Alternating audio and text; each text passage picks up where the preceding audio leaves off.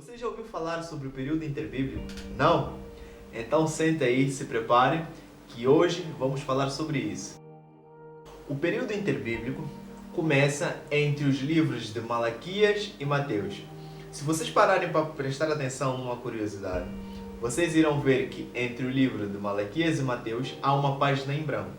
Este evento na história de Israel é marcado desta forma devido ao grande silêncio de Deus que ocorreu 400 anos antes de Cristo, por causa da arrogância, idolatria e altivez da parte do povo de Israel. Logo, o Criador resolveu parar de falar com aquela casa rebelde. Este silêncio da parte de Deus durou cerca de 430 anos, que foram 430 anos de sofrimento, escravidão e várias outras coisas que oprimiam o povo de Deus. O silêncio só foi quebrado quando houve arrependimento da parte do povo e eles posteriormente começaram a se lembrar do Senhor. Aí a Bíblia diz que as orações começaram a subir diante do trono de Deus e automaticamente ele se lembrou do seu povo.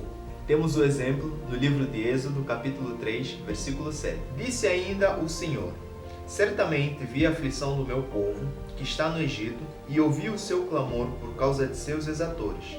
Isso ocorreu, não foram nenhuma, nem duas vezes com a nação de Israel, mas sim várias vezes. Como diz no texto registrado em Juízes, capítulo 3, versículos 6 a 11, tomaram de suas filhas para si por mulheres, e deram as suas filhas aos filhos deles, e serviram aos seus deuses.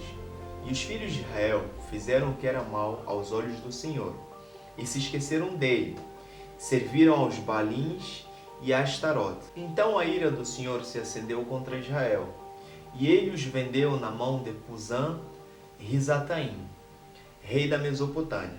E os filhos de Israel serviram a Cusã-Risataim 8 anos. Isso mesmo, 8 anos. E os filhos de Israel clamaram ao Senhor, e o Senhor levantou-lhes um libertador, que de fato os libertou. O seu nome era Otniel, filho de Kenaz, irmão mais novo de Caleb. E veio sobre ele o Espírito do Senhor, julgou a Israel e saiu a peleja.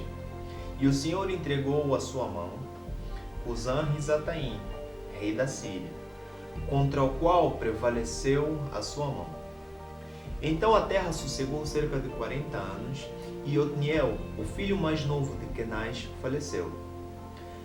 Podemos ver no livro de Juízes, capítulo 3, versículo 12 ao 15. Porém, os filhos de Israel tornaram a fazer o que era mal aos olhos do Senhor.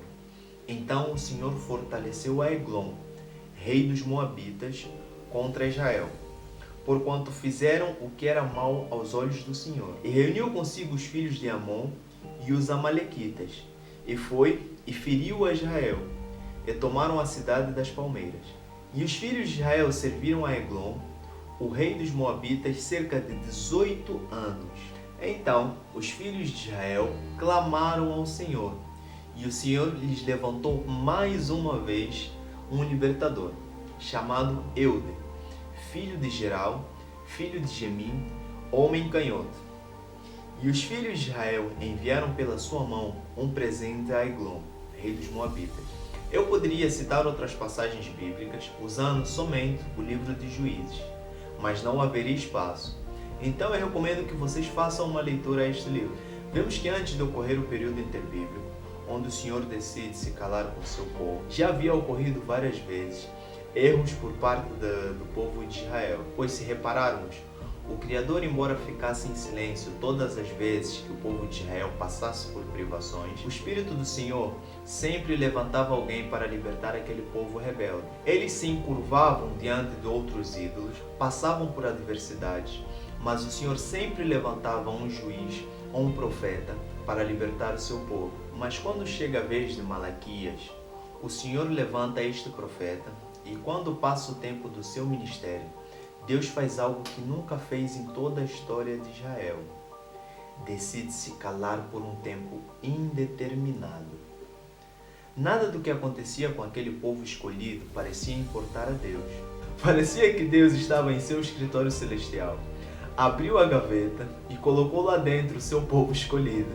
O povo clamava, e Deus não lhes atendia. Eles sofriam e parecia que Deus não estava a lhes ver. Vocês já imaginaram cerca de 400 anos sem ver, ouvir ou sentir a presença de Deus? Tudo isso porque o seu povo decidiu deixar de seguir os seus preceitos e escolheram não ouvir a voz de Deus. Embora não estejamos a viver no Antigo Testamento, isto também pode ocorrer conosco se escolhemos negligenciar a voz de Deus e endurecer os nossos corações. Então, deixo aqui minha recomendação para todos os que creem e os que não creem. Apesar das dificuldades, das adversidades, nunca deixe de crer em Deus, pois Ele é a nossa fortaleza e a nossa direção. Se você chegou até essa parte do vídeo, muito obrigado por ter assistido. Espero que eu possa ter compartilhado pelo menos o mínimo, de formas a você ter um pouco de conhecimento da Palavra de Deus, que é sempre essencial. Muito obrigado mais uma vez, estamos juntos.